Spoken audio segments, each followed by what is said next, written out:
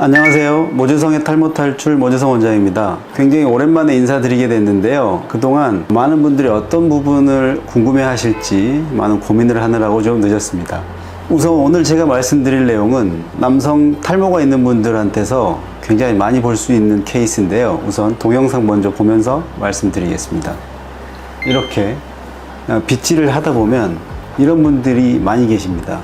이런 분들은 둘 중에 하나인데요. 첫 번째는 굉장히 오랫동안 저 상태로 머물러 있는 분들, 딱 두 가지인데요. 첫 번째로 탈모가 진행이 막 시작해서 저런 상태인 분들은 우선 약 복용을 먼저 시작을 하시는 것이 중요합니다. 탈모약은 최소한 6개월은 복용을 하셔야 어느 정도 효과가 나오기 때문에 저 상태라고 해서 바로 수술을 들어가기보다는 우선 약을 6개월 정도 복용을 해보시고 그 다음에 내가 약으로 얼마나 호전이 되는지, 약으로 호전되는 부분은 어딘지를 확인을 한 다음에 수술을 하시는 것이 좋겠고요. 두 번째로 약을 충분히 드셨음에도 불구하고 저런 상태가 유지가 된다면 그때는 수술을 고려를 하는 것이 좋은데요. 사실 저런 케이스는 많은 분들이 고민을 많이 하시죠. 뭔가 머리가 없는 건 아닌데 머리가 비어 보이고 헤어스타일이 좀 안 나오고 그런 상황인데요. 엊그제도 어떤 한 분이 저한테 오셔서 제 머리가 이런 상태인데 다른 병원에 갔더니 수술을 해도 의미가 없다고 하더라. 수술을 하면 오히려 주변 모발이 다치면서 더 안 좋아질 수 있다고 하더라 라는 분들이 많이 계십니다. 그래서 오늘은 이런 케이스들, 우리가 두정부, 이쪽을 두정부라고 하는데요. 두정부나 정수리 앞쪽, 이쪽에 머리가 얇아진 분들, 볼륨감이 낮은 분들한테 있어서의 수술에 대해서 말씀을 드리겠습니다. 다시 동영상을 보시면 이렇게 빗질을 했을 때 전체적으로 볼륨감이 낮아 보이고 두피가 비어 보이는 분인데요. 이분은 수술을 하시고 나면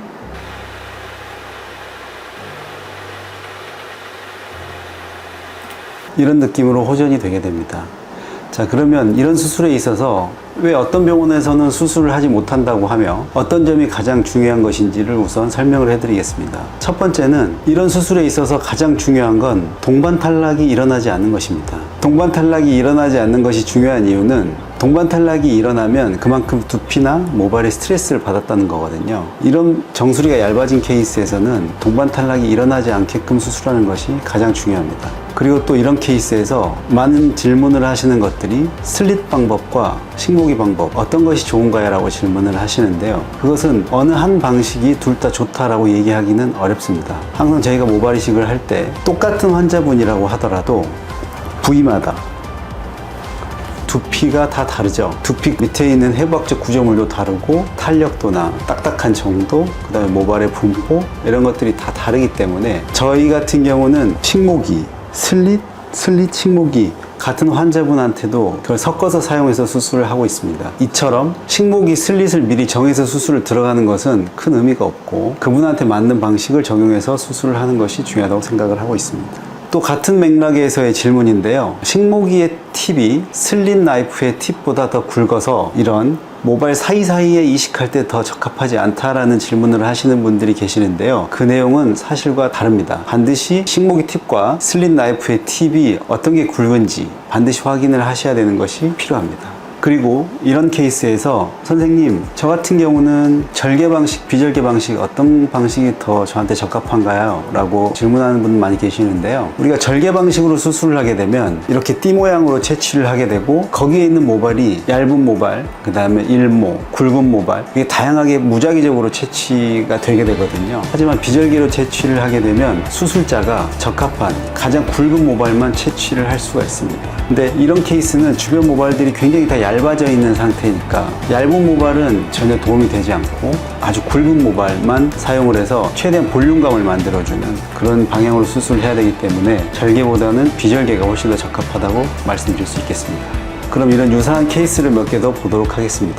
두 번째 케이스인데요. 이분은 탈모약을 10년 이상 드셨는데 이런 느낌입니다. 모발이 더 이상 모발이 탈모가 진행하지도 않고 모발이 더 굵어지지도 않고 정확히 이 범위가 이렇게 비어있는 느낌. 이것 때문에 여러 해 동안 고민을 하셨고 저희한테 오셔서 수술을 하셨고요. 모발 이식하고 1년 됐을 때 경과 사진입니다.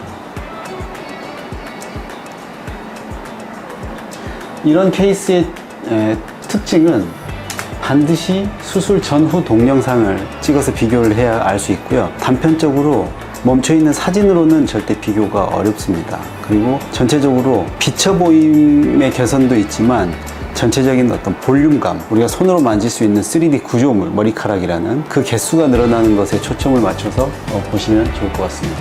다른 케이스 한번 보실 텐데요. 이 왼쪽 동영상을 보시면 이처럼 이 정수리 앞쪽이 이렇게 얇은 머리카락은 많지만 전체적으로 볼륨감이 좀 아쉬운 이런 느낌이신데요. 이분도 탈모약을 거의 10몇 년 드시고 이 상태로 더 호전도 되지 않고 더 악화도 되지 않는 상태로 고민을 하시다가 저한테 오셨고, 그래서 이쪽 범위에 모발 이식을 하셨고요.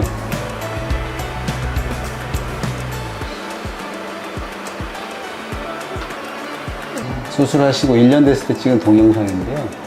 이처럼 이 범위에 볼륨감이 많이 늘어나는 것을 확인하실 수 있습니다. 오늘은 많은 분들이 고민하시는 정수리 앞쪽, 두정부 쪽에 볼륨감이 낮은 분들에 관련된 영상을 한번 만들어 봤는데요. 사실 모발 이식 중에도 가장 좀 까다로운 케이스라고들 많이들 말씀을 하시죠. 이런 분들이 제 영상을 보고 많은 도움을 받으셨으면 좋겠습니다. 다음에 또 유익한 영상으로 찾아뵙겠습니다. 감사합니다.